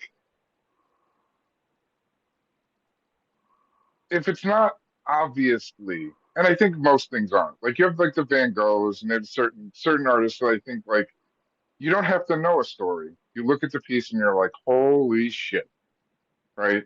And a lot of people seem to have the same reaction. So there's something about it. There's some power to it. Hmm. But I think a lot of art is well received and well loved because of the story the artist told about the picture or the image. Obviously, people like Jackson Pollock agree with me, and I think Campbell's boy. I keep why is his name escaping me now in my 40s? I just can't remember his name. But you know who I'm talking about, I know who you're talking about. I also can't recall his name. Warhol. Yep, Um, Andy Warhol. but there was a Warhol piece. It was this huge piece, and it was just stenciled camouflage. Probably took him, it was big. Probably took him a few days, but it's not like we could have reasonably recreated that, and neither of us should say we are mechanically brilliant artists. And that was millions. So the connection, I think a lot of the people who are like stridently against AI, the connection they're making is sort of tenuous already, like to like effort and value. Um, and I, you know, to me, the important thing and what I try to hold up to as someone who does define himself now as an AI artist, um, is it like it says right in my profile and any piece I'm trying to sell, it will say somewhere that it was generated with AI. Because I want people to know that before they spend any money on this. And that's just because I believe in that as a general rule, just sort of that level of transparency. And other than that, like if you like it, buy it. If you don't. You know, like Hmm. um, if you don't want to support AI art, then I understand your choices. Yeah, Yeah, I mean, really, all of art is kind of a luxury purchase. yeah, no Like, shit. like, so, support what you want. Yeah, Like,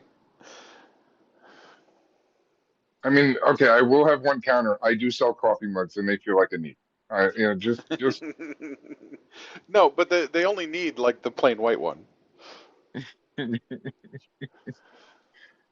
yes, but for a small upsell, you can get a one with a really pretty picture on it. And that's just And wow. so support someone who's striving to, create content that, entertains and or betters the world. Yeah, yeah.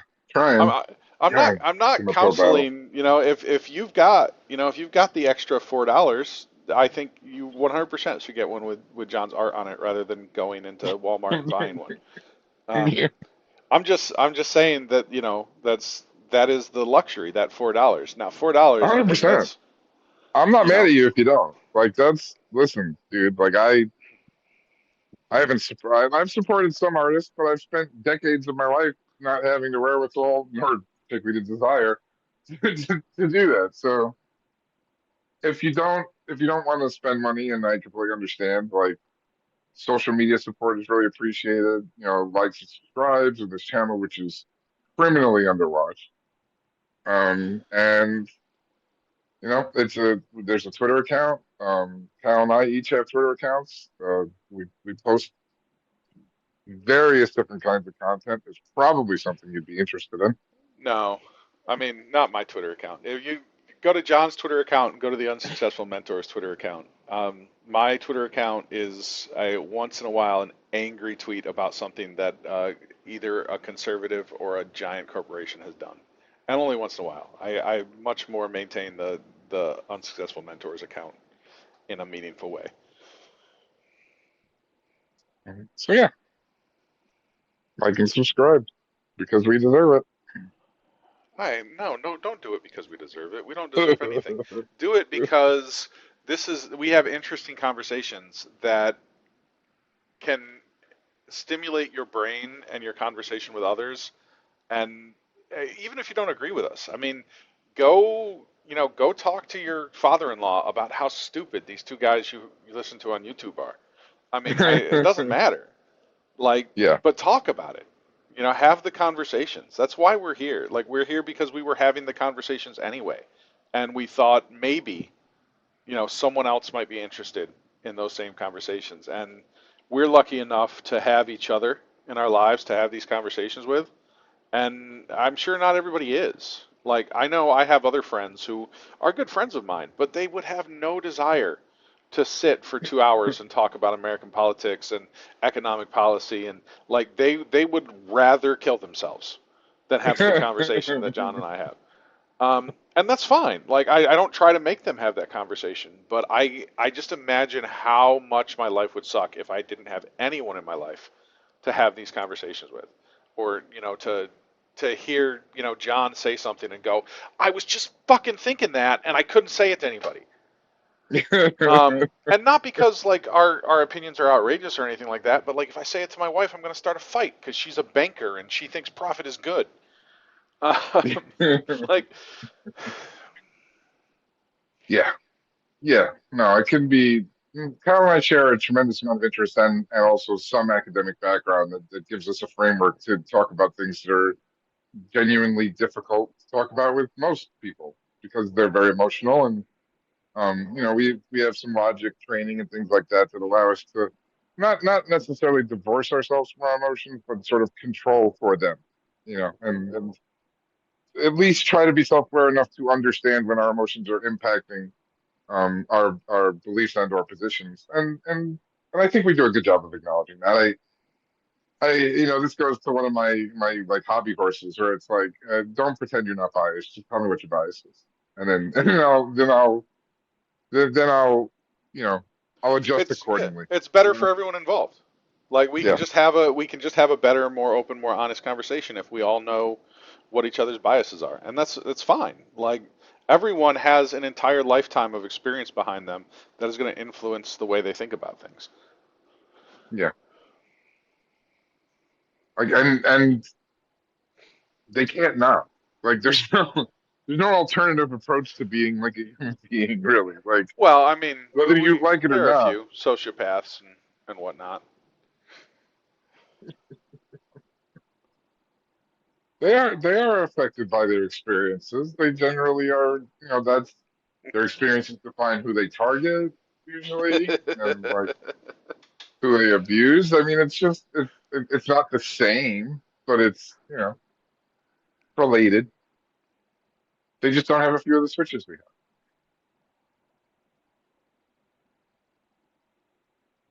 But if you listen to our channel, sociopaths, we will guide you towards an ability to fit in with humanity and at least pretend that you're not a sociopath.